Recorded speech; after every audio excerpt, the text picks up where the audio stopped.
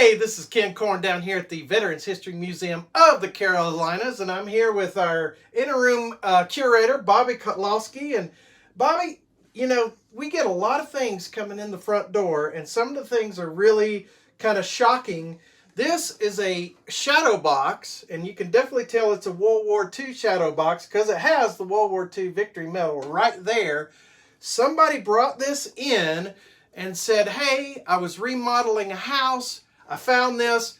I just couldn't bear to throw it in the garbage. And that's one of the things I wanted to bring up about our museum is that not only is our mission to educate and preserve and honor, but it's also to be part of that preservation is being a repository for things like this, things that have, fallen through the cracks or family members have passed away. And, this stuff is really important. So I'm just going to open it up a little bit, and I want you to tell me what we got inside here. Look at this stuff.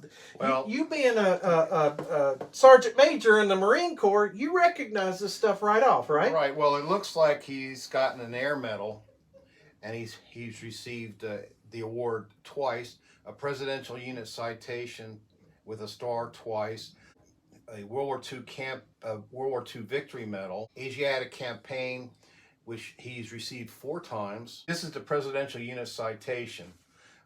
Units that are recognized, this started in Action World War II. Presidential Unit Citation is given by the President to certain units in the field for their outstanding service. This is a pretty impressive rack here. Oh yeah, and he was a staff sergeant. And he was also an aircrew member. And if you look at the aircrew wings, he has 3 stars in it, which denotes he was in 3 campaigns over the course of his career. He probably has, based on what the ribbon with the 3 stars on it, he's probably had at least 4.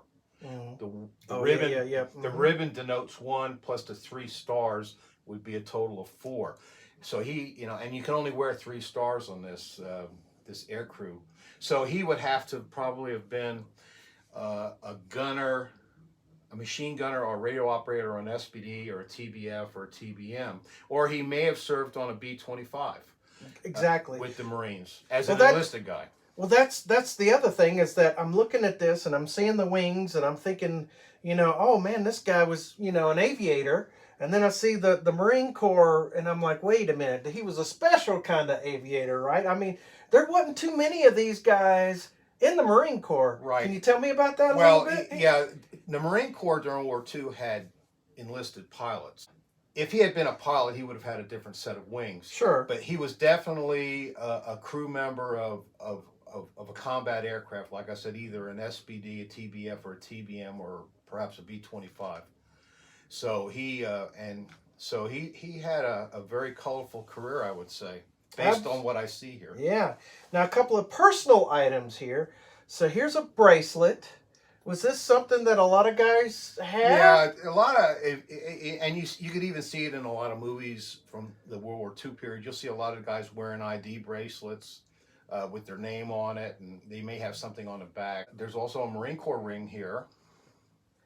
Yeah, that's pretty amazing. Would that be, it being World War II, would that be sterling silver? It might be. I don't know. I'd have to look closer at it, but it is definitely from that era. And then you have St. Michael's. St. Michael's religious pendant.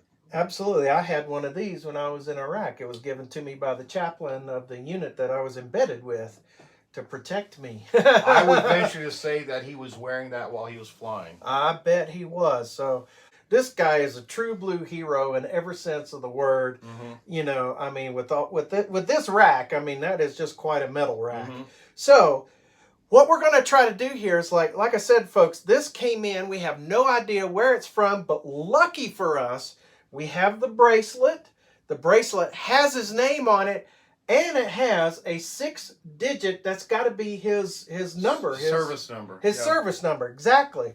So we are going to track this. We're going to look up his name. We're going to look up that number. And we're going to try to find this guy. And, you know, hopefully he has some relatives alive. If not, we're still going to find him. He should not be forgotten. No. None of this stuff should ever be forgotten or ever. And that's why it's so important that if you find anything, bring it to us. We have the resources. Bobby is still involved with the Marine Corps, and I know you've got the resources to be able to look up this number and find out where or when. And we'll find a picture of him and everything else. So this is just some of the exciting stuff that is happening down here at the Veterans History Museum. If you haven't planned a trip today, go to theveteransmuseum.org, theveteransmuseum.org on the internet, and plan your trip today.